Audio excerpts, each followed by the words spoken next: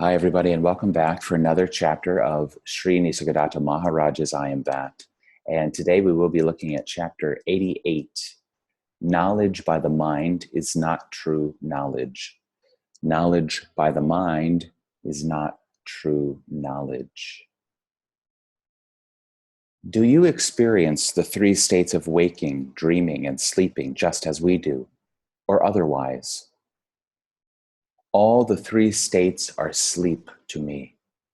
My waking state is beyond them. As I look at you, you all seem asleep, dreaming up words of your own. I am aware, for I imagine nothing. I am aware, for I imagine nothing. It is not samadhi, which is but a kind of sleep. It is just a state unaffected by the mind, free from the past and future. In your case, it is distorted by desire and fear, by memories and hopes. In mine, it is as it is, normal.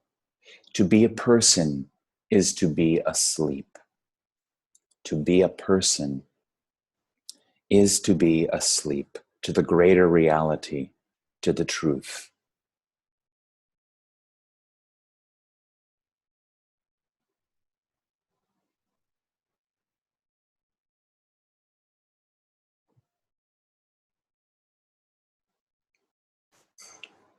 Between the body and pure awareness stands the inner organ, the subtle body, the mental body, whatever the name.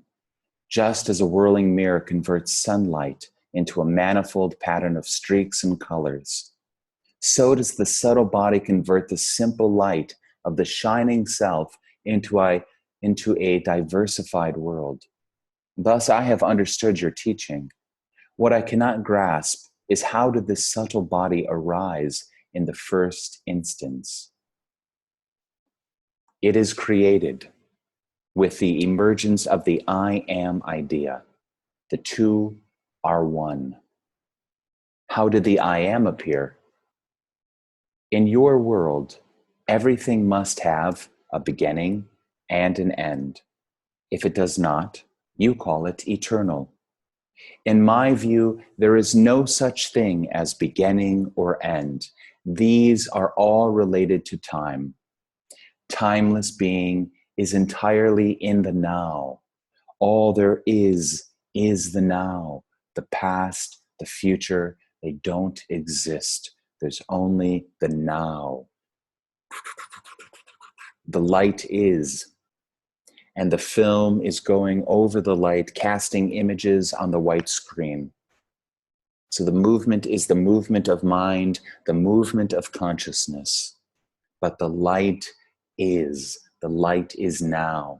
The truth is now. Beingness is now. Parabrahman is now. The absolute is now, always and already.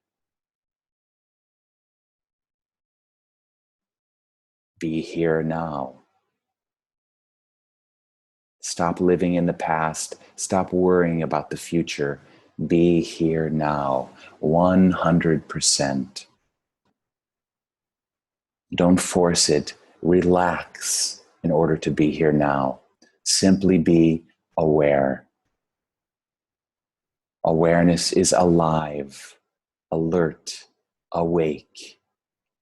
Every human being has that potential to be aware. Everybody is conscious, but not everybody is aware of being conscious.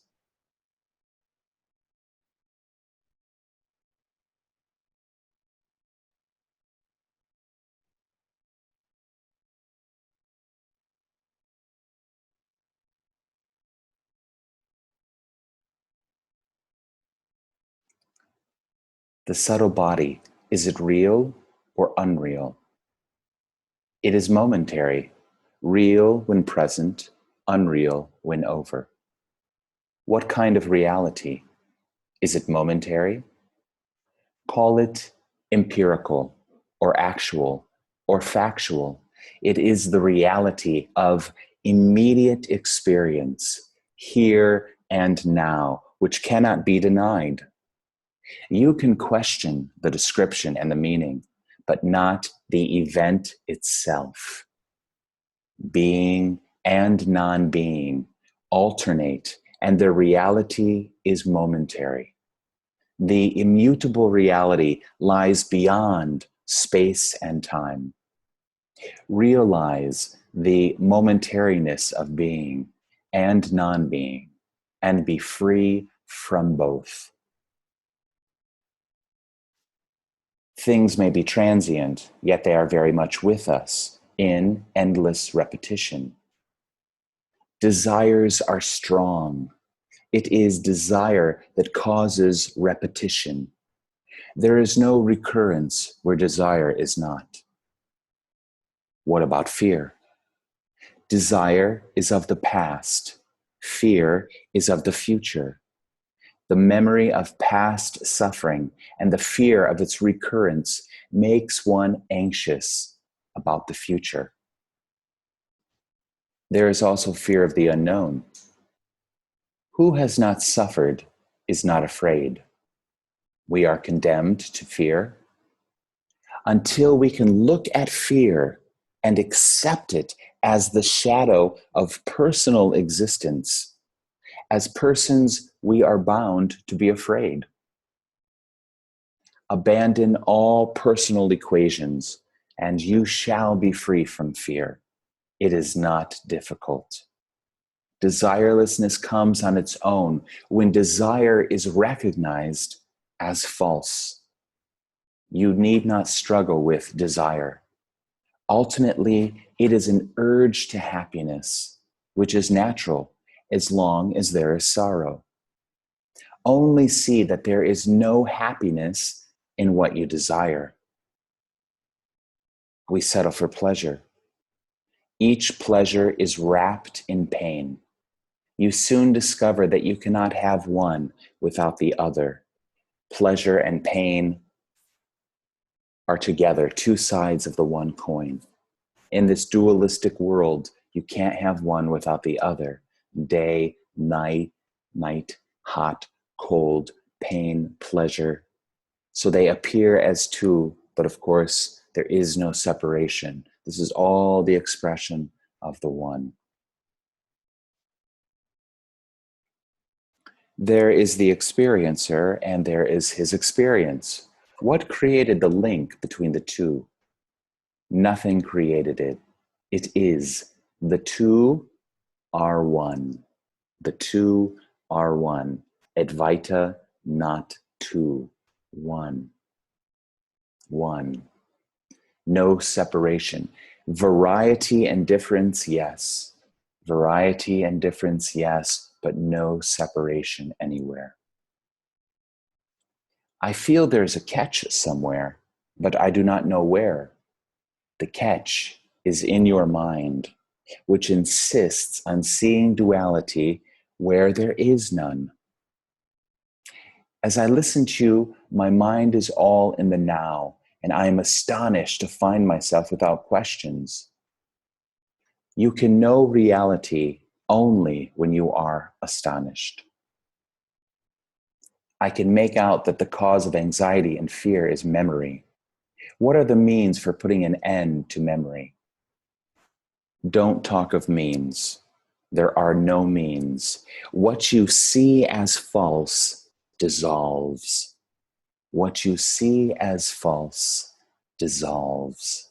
It is the very nature of illusion to dissolve on investigation. Investigate, that is all.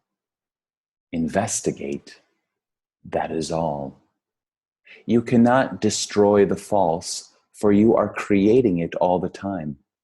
Withdraw from it, ignore it, go beyond, and it will cease to be. Stop giving the false your attention. And why do we do that? We find the false to be interesting and entertaining. So as long as you find it interesting and entertaining, you may or may not continue to give it attention. But if you want to go beyond, you must stop giving it attention. Stop listening to the mind, and start listening to the peace and the silence and the love and the wisdom in the heart.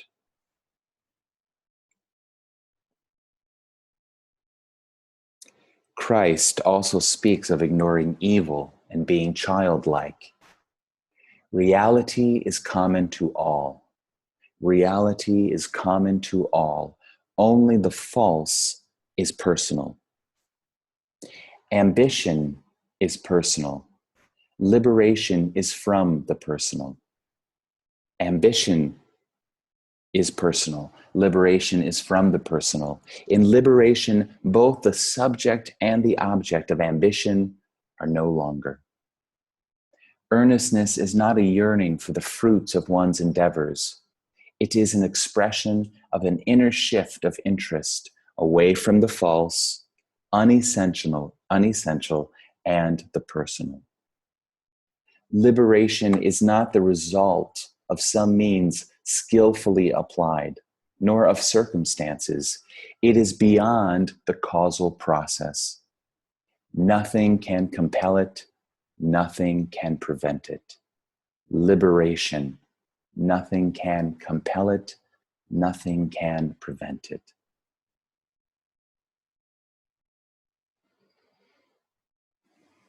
See the false as false. And remember, when you investigate anything that is false, it will dissolve, it will disappear. So investigate your fears and desires. Find out how empty they are, and they will dissolve and disappear.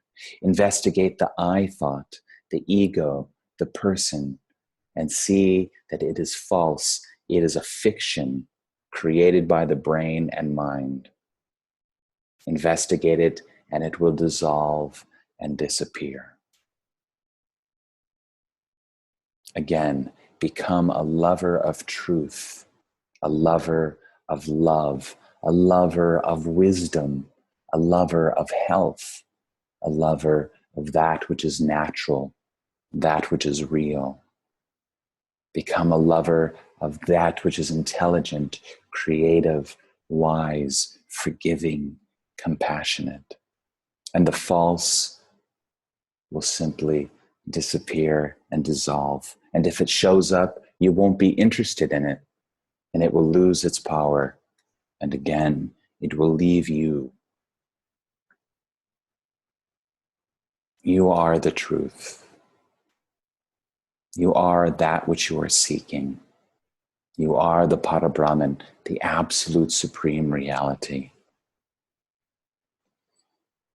Rest and relax. Love and serve. Be at peace. Om. Om. Om.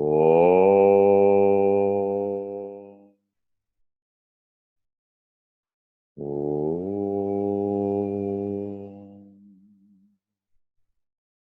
Om. Shanti, Shanti, Shanti. Om. Peace, peace, peace. Thank you, Nisargadatta Maharaj. Thank you for this book, I Am That. And thank you, everybody, for watching. Peace and love and blessings be upon you. See you again for another chapter of I Am That.